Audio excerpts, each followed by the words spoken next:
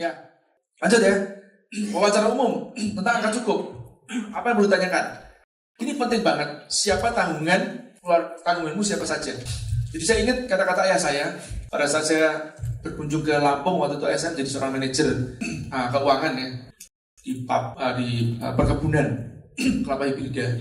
Saya itu paling banyak berkumpul sama ayah saya, jadi dapat wejangannya banyak banget. Jadi ayah saya nunjuk sambil nyetir mobil waktu itu kan, jemput saya, terus ayah saya bilang begini, ya boleh lihat tuh ya, orang-orang itu, karyawan itu, buruh-buruh itu dibayar di angka kebutuhannya. UMR itu kebutuhan dia dibayar 200.000, padahal UMR-nya 300.000 saat itu, tahun 90-an lah, 92, 93 lah kira-kira. Nah, mereka punya anak 2, 3, pasti kebutuhannya lebih daripada sekedar UMR. Kalau mereka di bawah angka kebutuhannya nggak cukup, mesti nyari kanan kiri. Mereka akan maling waktu, maling fasilitas, maling singkong. Di sana kan perkebunan singkong juga, atau maling duit beneran.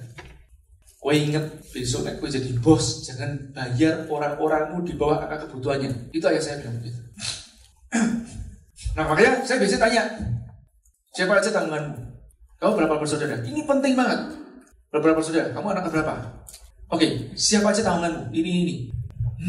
Kamu kok sampai tanggung sebanyak itu ya? Ya mas, soalnya kakak saya begini. Oke, dengerin semuanya. Karena masalah ini akan jadi masalah Anda. Secara tidak langsung, yang tadinya jujur akan jadi maling. Paham nggak? Ada potensi ke sana dong. Ya, potensi kepepet kan? Baik, ini harus Anda tanyakan. Nah, kebutuhannya iya. Terus tanyakan kebutuhannya berapa misalkan. 5 juta masih buat apa aja? Buat gini mas, buat ini, aku punya tanggungan adik gini. Oke, baik. Kadang kita bisa berikan solusi buat dia. Ya kan? Contoh begini, ya mas, orang tua aku terlibat internet. Misalnya gitu, ini kalau masalah itu aku bantuin kamu, ya berapa kebutuhanmu sebenarnya? Kan begitu ya? Ada yang bisa begitu juga. Nah, setelah itu kita tanya berapa. Oke, kamu bisa tulisan di belakang sini. Nah, bisa ini soal lamaran di belakangnya. Kamu tulisin ekspektasi salarimu berapa. Terus saya bilang begini. Oke, ya. Dalam 3 hari aku pertimbangkan kamu. Kalau aku memberikan jawaban ya, kalau aku memberikan jawaban artinya ya. Jika tidak, artinya tidak. Kalau aku tidak memberikan jawaban atau tidak kontak kamu, artinya tidak. Bisa maksud? Ya. Oke, thanks ya. Selesai. Itu aja. Apa yang saya lihat? Saya misalkan ya, mampu menggaji UMR 3 juta. Dia mintanya 5 juta. Saya nggak terima. Paham nggak? Saya tidak pernah mau nawar gaji. Saya nawar gaji yang pernah saya lakukan adalah lebih tinggi.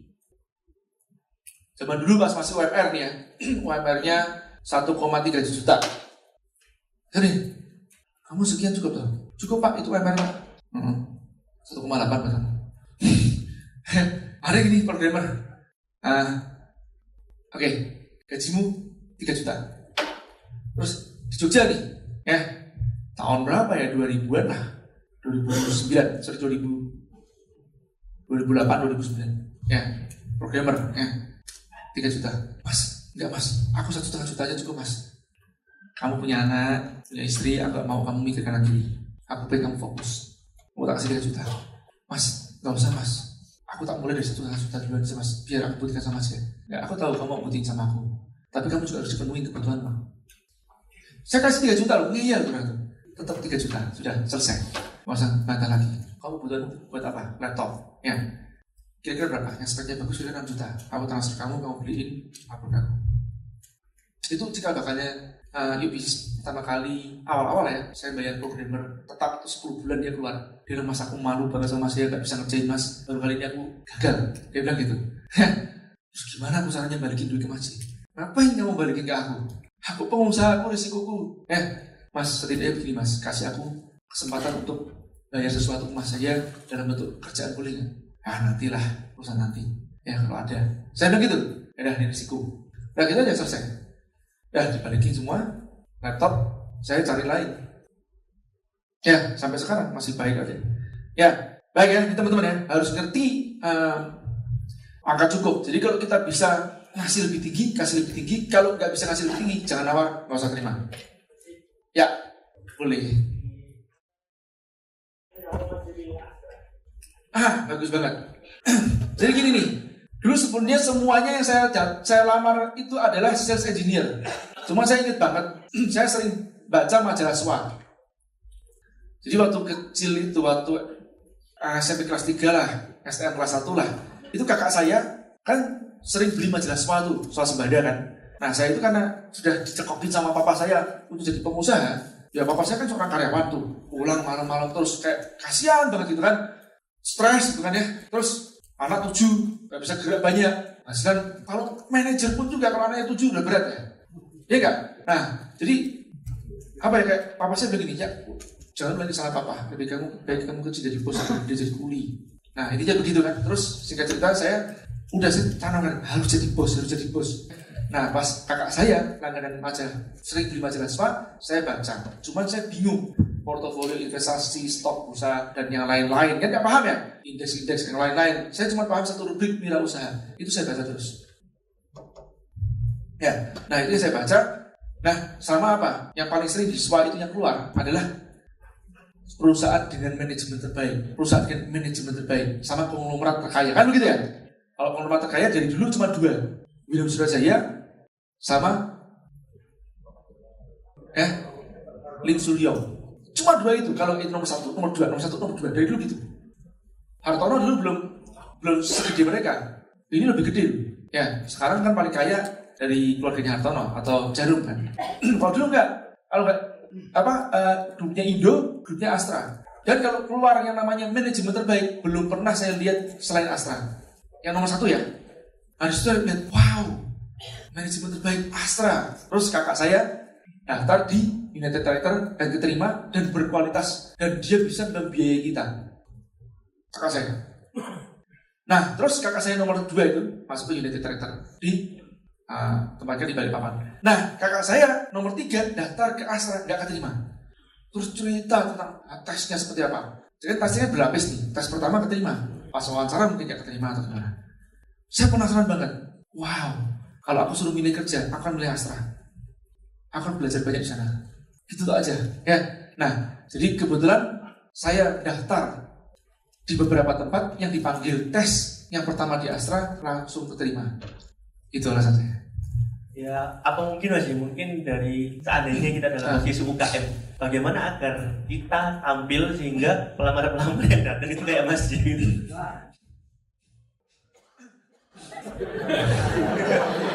Waktu itu saya 4.000 orang yang lamar di Astra di angkatan saya. 400 orang ikut tes, 11 orang terima.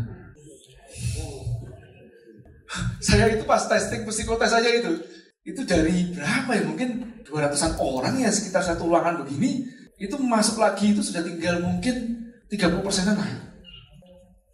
Kan tesnya 2 kali psikotesnya. Habis itu wawancara 2 kali sama kesehatan terakhir. Jadi kayak saya bagus juga sih.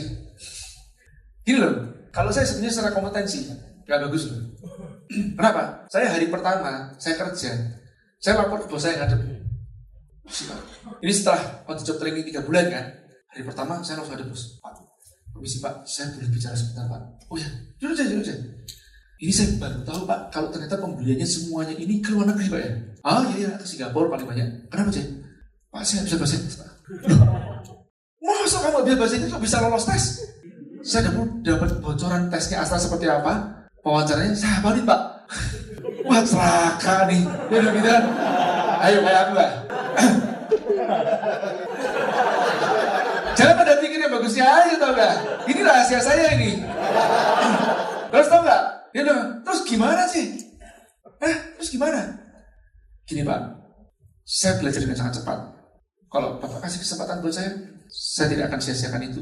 Saya akan secara cepat, sangat cepat saya belajar. Saya cuma ngomong gitu aja. Sudah, oke. Oh bisa belajar sama Widi itu. Bagus dia bahasa Inggrisnya. Ya, Widi ini, Widianto bisa bahasa Inggris, bahasa Hokkien, bahasa Mandarin, bahasa Teochew, bahasa Jawa yang jorok-jorok. Gitu. Jadi saya itu tiap hari dengerin dia tuh, ya, telepon. Halo, may I speak to this PD calling form? Itu tak saya hafalin tuh. 3 bulan saya lancar.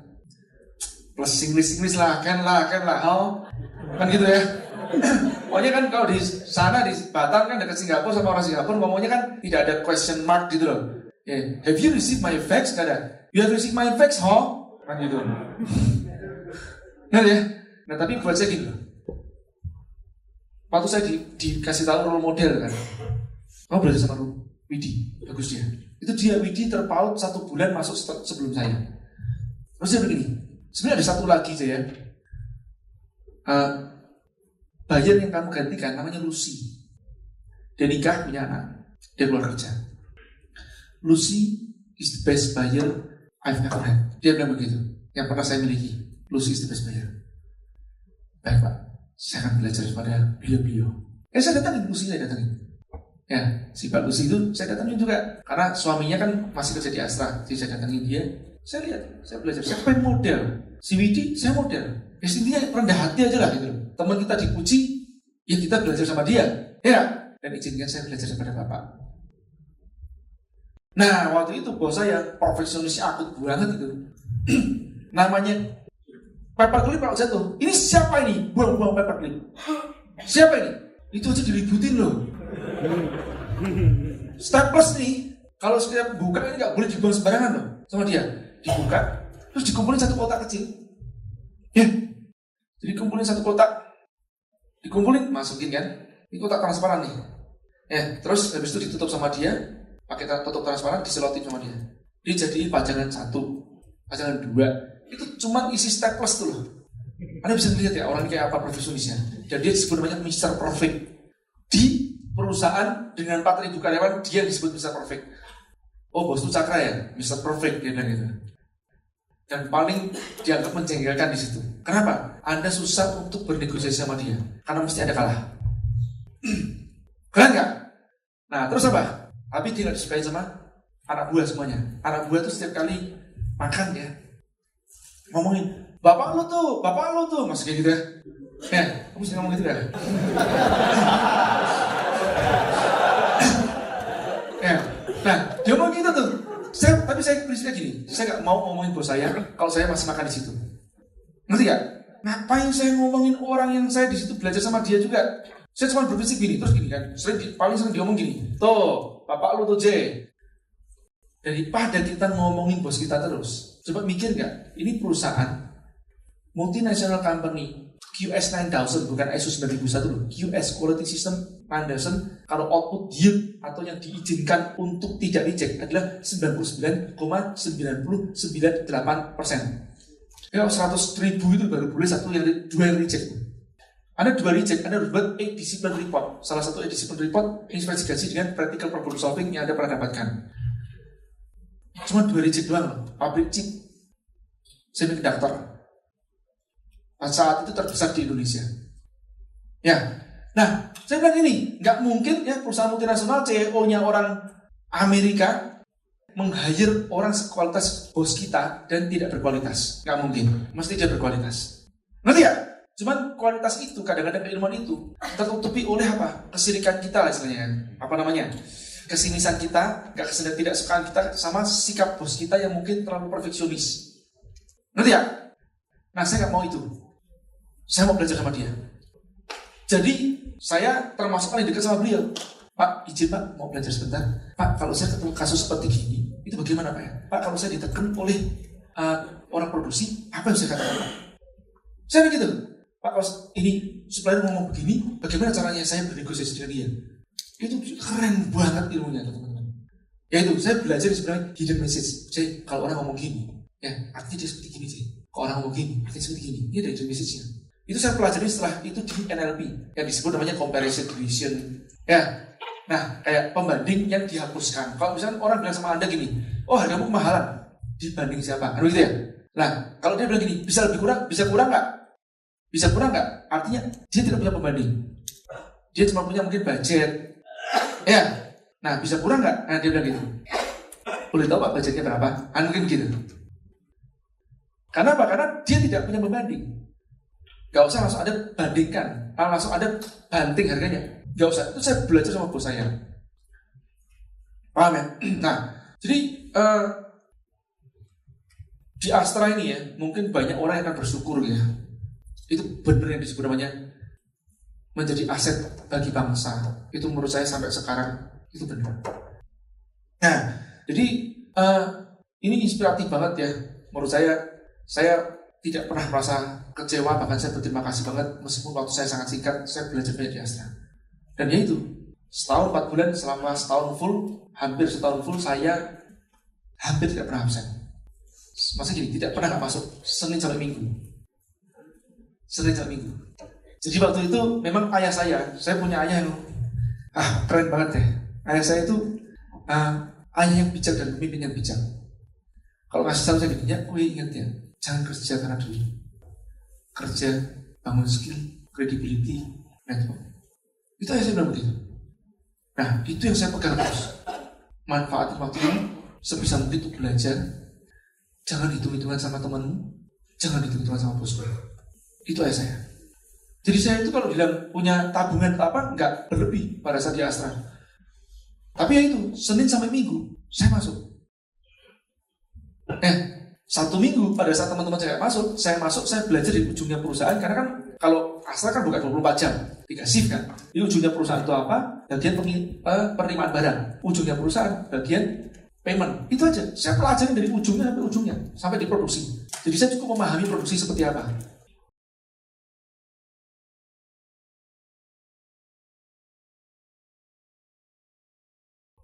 Ngerti ya? Ada leader atau apa? Padahal saya bagian purchasing, saya nggak mau dikotakin. Dan mungkin tidak hanya pada saat di Astra ya, saya kerja praktek di National Gobel pada saat STM, saya juga bermindset seperti gitu. Mungkin ya ini ayah saya yang mendidik saya seperti itu kan. Ya, National Gobel bagus. Ya kan saya cari yang terbaik lah pada saat kerja praktek. Kamu manfaatin waktumu semaksimal mungkin, ya Pak. Sudah, dikasih satu bagian nih. Kalau kerja praktek kasih bagian itu 2 bulan, saya minta ibu ini kan waktunya harusnya 3 bulan. Bisa 3 bulan? Nggak bisa 2 bulan. Orang tuh biasanya nego. Kalau bisa 2 bulan, absen 3 bulan. Saya nggak mau begitu. Saya maunya 3 bulan ibu. Nggak bisa. Di sini langsung praktek kerja 2 bulan aja. Oke. Teman-teman milih satu bagian, tak di situ doang. Ini kita berenam waktu itu di National Gobel. Ya, milih satu bagian di situ. Terus saya bilang, ibu boleh nggak? Ini kan apa namanya? Team leader lah ya namanya, supervisor lah gitu ya. Saya boleh nggak ya, saya belajar tidak di satu tempat. Kamu bagaimana aja? Semua dari mounting sampai finishing sampai packing, testing, packing semua. Kalau kamu mau silakan aja. Baik ibu, saya buat jadwalnya boleh ibu? Boleh. Jadi 5 hari di sini, 5 hari di sini, paling 2 bulan kata. Jadi saya sampai making pun saya ngerti. Ngelakban yang benar dulu, bagaimana dulu? Ngetesting bagaimana? Ngerti saya? Paham ya? Nah, ini loh teman-teman, yang paling penting carilah orang yang kehausan terhadap keilmuannya tinggi. Wah itu bakal tidak menjalankan perusahaan Anda, tapi menumbuhkan perusahaan Anda. Ada 2 macam ya. Tim itu, wah udah autopilot nih mas. Autopilot yang kamu maksud, dia menjalani perusahaanmu, atau dia menumbuhkan perusahaanmu. Itu beda. Kalau Anda cari orang yang nurut-nurut, gini aja nih. Tapi Anda punya risiko loh, meng-hire tim yang jagoan. Belum tuh dia nurut Anda loh. Ngerti ya? Kayak Yudi pun juga itu kan berkualitas ya. Akhir tahun lalu dia ngomong gini, mas, aku mau tahun depan tahunku. Dia bilang begitu. Gimana dia? Serahin ke aku mas semuanya mas. Biarkan aku yang bereskan. Oke, dia. Ya, kalau seorang tim saya ngomong seperti gitu, enak gak saya? Sepedaan terus ya. Saya berharap Salman juga begitu nanti tuh. Tapi saya udah bilang sama Salman, sama Penda, ke Rangga, aduh kamu bertiga ini jagoan-jagoan kok. Kamu lebih dari cukup. Wah, Anda tahu Rangga, otaknya cerdasnya luar biasa speknya. Penda, nyetirnya jago. Enggak lah, bagus kok Penda. Makasih sih. Ya, boleh. Sekarang kalau misalnya berapa kebutuhan dengan berapa harapan dagingnya itu jomplang gimana? Tadi saya katakan, seandainya dia menulis di belakang sini kan, tuliskan ekspektasi secara ilmu. Ya, saya bisa tanya duluan, angka cukupmu berapa, ekspektasi secara ilmu berapa. Kadang-kadang ada berbeda nih. Misalkan tadi itu dia minta 3 juta, dia minta 5 juta, saya bisa gaji 3 juta, nggak saya terima. Nah, tapi apakah itu akan menentukan karakter orang ini? Sementara kan dia juga pasti ingin menghargai value dan skillnya. Misalnya dia single, belum menikah, sebenarnya dia cuma butuh 2 juta sebulan enough gitu. Tapi dia minta gajinya 15 juta gitu. Iya. Apalagi sebenarnya kita mampu aja bayar 15 juta. Kalau aku sih cenderung tidak. Kenapa? Karena aku gak suka dengan karakter orang yang banyak nuntut seperti itu duluan. Nanti 15 juta gak akan pernah cukup sama dia. Ya, aku lebih cenderung gini. Kalau orang begini, ini contoh ya, Yudi kan. Yudi itu berkualitas banget loh. Jadi dia di-hire oleh kawan saya. Habis itu dilempar ke saya. Oke, kamu minta gaji berapa? Gini mas, samain aja deh sama yang sebelumnya. Kalau dia punya pengalaman kan, samain aja sama yang sebelumnya mas. Ntar kalau Yubi jalan, untung nanti barulah mas bisa pertimbangkan lagi. Dia memang begitu. Dan Yudi 5 tahun gak naik gaji, 4 atau 5 tahun gak naik gaji. Sampai pernah senior programmer yang lebih songong daripada dia, tapi emang pinter banget orangnya, menjengkelkan banget. Ini digaji lebih tinggi daripada Yudi. Yud, kamu rela yuk?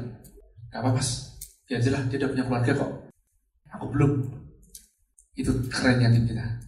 Tapi kalau kayak gitu kesannya kita yang jadi kayak nggak tahu diri gitu jadi. Nah, oh enggak, Kristina, beda ya Kristina. Beda ya. Beda kita tidak mau membeli dan kita tidak mampu memberi.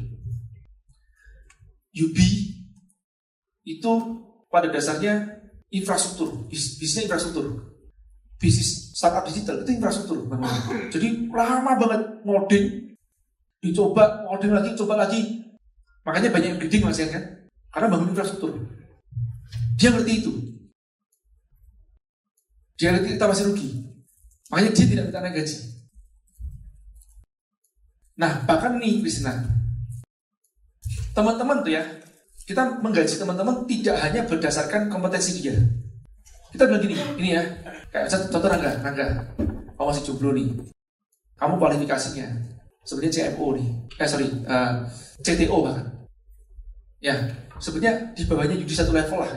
Senior programmer tapi bisa jadi CTO. Cuma gini Rangga, aku tetap gaji kamu sebagai ya kelasnya paling mungkin supervisor atau apa. Buat subsidi teman-teman yang sudah nikah. Saya mau gitu. Soalnya yang nikah harus aku penuhi kebutuhannya duluan nih. Kita ini family nih. Ya mas, apa mas? Itu timku seperti itu. Satu pertanyaan lagi boleh mas? Boleh, banyak juga boleh, jangan satu doang. Nah sekarang balik lagi ke angka cukup. Banyak juga karyawan saya itu yang udah kerja lebih dari 5 tahun lah. Nah cumanya kan kadang gimana ya, kita kan meng-hire karyawan juga karena attitude makanya kita pertahankan. Tapi juga sebenarnya kenaikan gaji itu kan juga based on gimana mereka mau meningkatkan skill mereka kan. Bukan berdasarkan loyalitas. Nah kadang saya suka agak bingung ya, misalnya ada orang yang udah di training, udah ini, tapi kemauan belajarnya gitu-gitu aja. Ya tapi mau nggak mau mesti naik gaji gitu loh.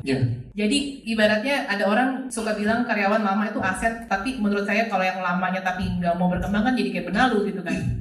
Nah kalau Mas J jadi saya, Mas J mempertahankan atau dipindahkan divisi juga gak ada divisi yang bisa terima dia juga soalnya. Saya punya karyawan yang saya hire pada saat di momentum ini ya, yang buat ikan sama IA. Itu usianya pas saya hire udah 50 tahun. Jadi saya udah ngerti dia gak produktif. Dan saya kasih saham lagi. Kenapa saya lakukan itu? Karena loyalitasnya dia sama saya. Pada saat itu ya beliau ini ada suatu kejadian lah ya, sehingga dia kalau om keluar, aku keluar. Dia bilang gitu. Dia bilang sama saya kan om karena anaknya ngambil saya om. Kalau om keluar, aku keluar. Nah karena dia ngikutin saya seperti itu, saya pegang kata-katanya dia itu. Dan pas saya bangun perusahaan baru, saya ambil, Mbah membuat perusahaan baru. Ya, mau ikut ya? Kalau om tarik aku kesana. Tapi usia 50 tahun mau di jadi kayak apa gitu ya? Susah udah. Mungkin Mas Uko juga masih ingat ya, sama teman-temannya lain juga yang di sana di tempat itu juga pernah ada yang tanya nih, Jin, nggak adil dong. Mbah ini kan sekarang apa kerjanya? Momentum udah dipindahin, udah dipindahin ke Bandung, dia masih di Batam. Terus dia di Batam, dia digaji tetap sama. Emang nggak saya naikin sih? Nggak saya naikin dulu juga kan. tetap gaji bersama, dapat saham lagi. Nah, coba jelasin dong gimana keadilannya. Kalau mau cari keadilan, cari di akhirat aja, jangan di sini. Saya bilang gitu. Buat kamu mungkin nggak adil gitu loh. Tapi aku adalah orang yang akan mengingat jasa orang. Ya, ibaratnya dia pernah loyal sama aku. Ya, kok kamu bilang sekarang dia mungkin kerjaannya nggak banyak di sana. Ya sudah, anggap aja itu uang pensiunnya dia. Kalau seandainya dia adalah orang tua saya atau orang tuamu, kamu akan mengatakan adil atau tidak adil? Aku bangun bisnis berdasarkan seperti itu. Jadi nomor satu, be a family. Nah, saya bilang gini sama tim, Mas, kadang kan Yudi itu gak enak juga. Misalnya kan tahu kondisi perusahaan kita, ya seperti apa. Yudi kan agak mot-motan kan bicara masalah kita tuh programmer tuh sebenarnya 30, yang kerja sekarang baru 15, makanya gak kejar. Nah, Mas, mau kontrakan ini Mas, tapi sekian Mas, kondisi keuangan begini bagaimana? Udah yuk, nanti aku cari duitnya. Ya, wah tapi gak enak Mas. Udah, gak usah enak. Ini adalah kerjaan, ini tugasnya bos. Nah, buat aku, kita nggak mampu pun, ya gimana caranya harus memampukan itu? Wong kita bosnya kok, kita kepala sukunya. Terus juga, bisa gini, pernah waktu itu gini, Mas, aku perlu gini gimana Mas? Ya sudah, aku yang bayar. Saya bilang gitu kan. Tapi Mas, nanti yang lain iri gimana Mas? Kalau yang lain iri, suruh keluar kerja aja. Saya selalu gitu. Kalau ke sini mau iri-irian. Makanya ada juga waktu itu kan yang bocorin gaji. Salah satu ngomong. Terus memprovokasi yang lain. Enggak mempan memprovokasi yang lain. Kenapa? Value-nya yang lain itu kuat mereka sama kita. Yang satu ini yang memprovokasi, wah sebenarnya dia enggak sakit hati sama saya sih. Dia sakit hati sama Yudi. Gitu ya. Ya sempet lah gitu ya, sakit hati sama Yudi. Tapi sekarang udah baik lagi ya. On the right track lah sekarang. Ya, sempat tegang sama saya tuh, cuman ya, saya itu gini loh prosesnya. Saya nganggap mereka adik-adik saya. Yang tua saya anggap orang tua saya. Kalau dia pensiun, ya sudah. Saya bilang, udahlah, Mbah ini jatahnya pensiun aja. Kita gaji apa? Liabilities. Perusahaan ini buat apa sih? Kalau bukan untuk menyejahterakan orang yang berjasa buat kita. Saya bilang begitu. Ini sebetulnya kelihatannya, wah, ini gak produktif nih. Suatu saat kamu juga tidak akan produktif tahu. Dan kamu mau gak dibuang di mati jogo sama anakmu? Paham ya? Kristina. Jadi buat saya gini, saya ngeliat nih, pas nonton film Kartu Guru, semakin yakin banget bahwa cara ini adalah benar. Dan the best menurut saya. Kenapa? Pas saya nonton film Kartu Guru, saya ngeliat, wow, seorang kepala suku. Dan pendiri Kesultanan Turki Utsmani pada saat diaudit pajak kan, oke. Jadi kekayaan Ertugrul apa saja? Ertugrul beli apa aja? Dia itu kuda Aktol Gali. Ada L-nya kan? Ya, Aktol Gali. Ya, terus sama pakainya melekat sama dia, sama pedangnya dia. Wah nggak mungkin. Prinsipal B itu istilahnya kayak gubernur gitu loh ya. Di atasnya kepala suku, jadi suku-suku itu dia ada kepala sukunya lagi, ya. Dan ini bapaknya Osman Gazi, Sultan Turki Utsmani pertama. Nah, ini buat apa hartanya dia? Dia kalau dapat duit nih, dibagiin sama rakyatnya. Terus saya tanya, rakyat yang dibagiin ini, apakah yang produktivitasnya bagus-bagus? Enggak. Apakah yang kerjanya hebat-hebat? Enggak. Jompo pun juga dibagiin juga. Apakah mereka tidak layak mendapatkan dari kita? Kadang kita berpikir gini loh. Tapi Mas, aku kalau sedekah aja. Aku lebih baik yang kayak gitu tak singkirkan duluan Mas. Nanti jadi virus. Kenapa? Dia gak produktif lagi buat kita. Nah, aku mendingan apa? Orang tak keluarin, tapi nanti perusahaan kita produktif. Habis itu tak sedekahin. Aduh. Nah inilah sebenarnya keberkahan di proses. Kita menjaga keberkahan. Keberkahannya apa? Ini jaga ini orang ini. Ini orang tua kita. Nah, yang lain gitu juga. Kalau mereka berpikir panjang, wah nanti suatu saat itu loh Mas Jaya aja buang dia gak mau. Aku pun juga akan dihitungkan sama dia. Ya, cuman kenapa kita berpikir perusahaan itu sampai se-strict itu berpikirnya? Ya itu kembali ideologi kita itu sudah terpengaruh dengan ideologi kapitalis. Itu loh Kristen. Paham ya maksudnya? Nggak lazim hal ini dan susah untuk memahami. Pertanyaan terakhir, Jangan bilang terakhir. Anggaplah misalnya ada dua orang dengan background sama, misalnya punya anak dua, benar-benar cuma menghidupi keluarganya aja gitu. Dan posisinya mereka sama, tapi angka kebutuhannya beda karena gaya hidup. Ya. Kan bisa aja yang satu sekolahnya mungkin sekolah negeri, yang satu pilih anaknya sekolahnya sekolah swasta seperti itu kan. Nah, kita sendiri keputusannya gimana? Sementara kita kan inginnya mencukupi mereka gitu kan. Ya. Misalnya yang satu mintanya angka cukup kamu berapa? 5 juta, yang satu jomplang nih 7 juta untuk kenaikan gaji di tahun ini. Itu kita akan memutuskannya gimana Mas Jing? Baik, nah kalau perusahaan kita mampu, itu enak. Kayak perusahaan kan misalkan sudah untung gitu kan. Ya kalau kita mampu, ya dia kasih 7 juta dengan kompetensinya dia. Kasih 7 juta dengan kompetensinya dia. Atau yang 5 juta ini minta 7 juta, atau yang 7 juta nanti ini, ya kompetensinya sama, ya dengan yang 5 juta, ayo tunjukkan kompetensimu, aku gaji kamu lebih. Itu boleh. Ya gaji sebagai semacam insentif buat dia untuk bertumbuh. Kalau mampu ya. Nah kalau mampu tuh pokoknya enak banget ngomongnya. Kalau nggak mampu tuh loh, jadi pertanyaan begitu.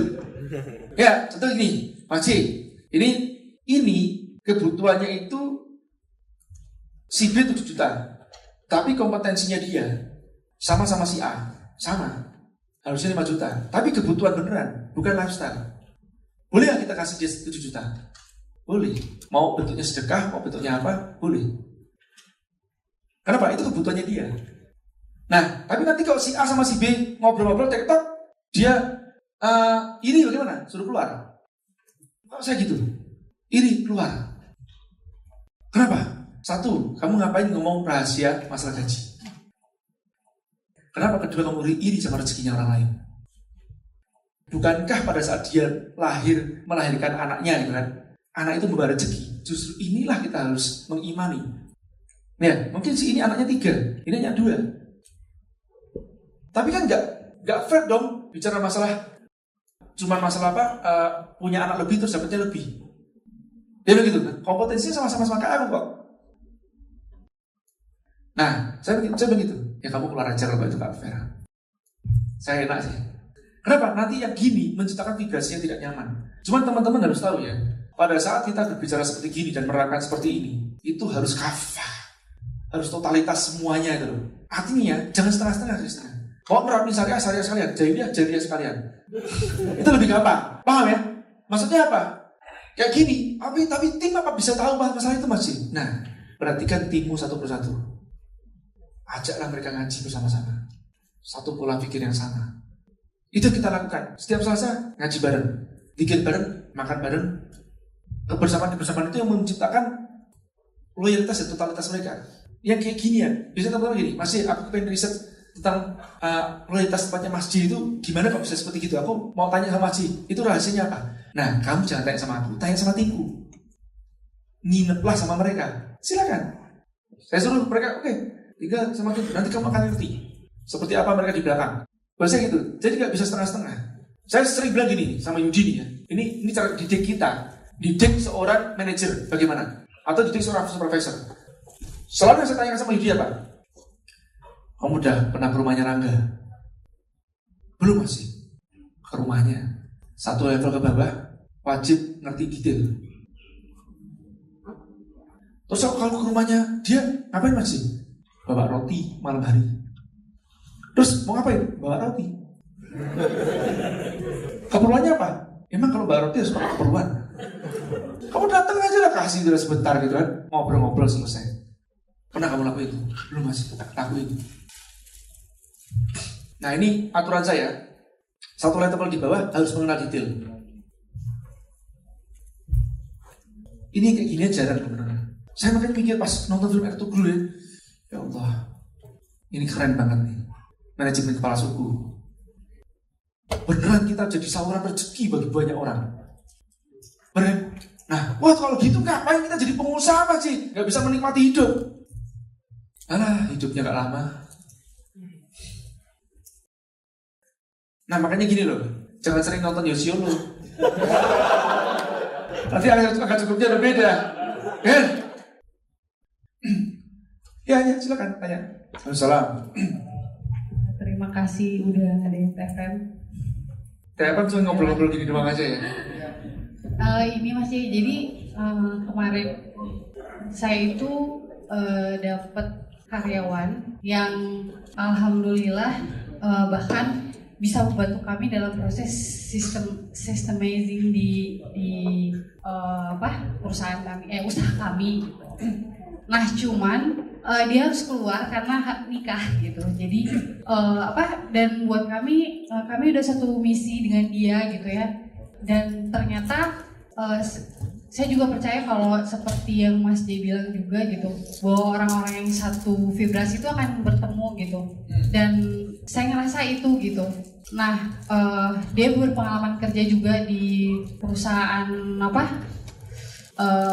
yang besar lah gitu ya, dalam bidang garment itu udah lama. Dan ketika dia masuk ke UKM kami gitu, itu sangat membantu, cuman dia nggak lama gitu. Nah itu minta nasihatnya gitu masih buat kami yang mumpung dia masih ada gitu, sehingga bisa tetap apakah mendapatkan orang yang sama ataukah misalnya perjalanan kami ya seperti itulah kira-kira gitu.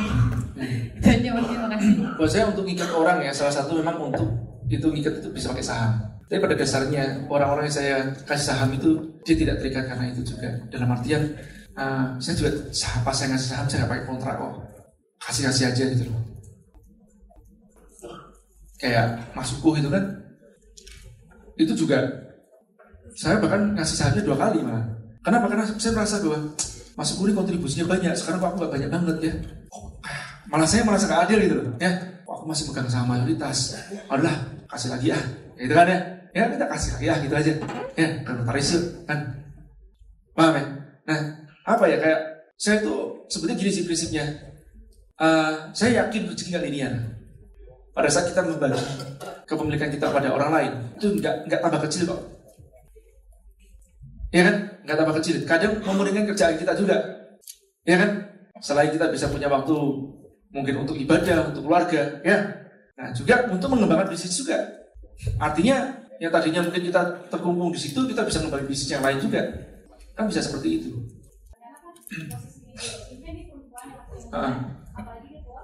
Oh iya, memang kalau perempuan tuh susah ngomongnya.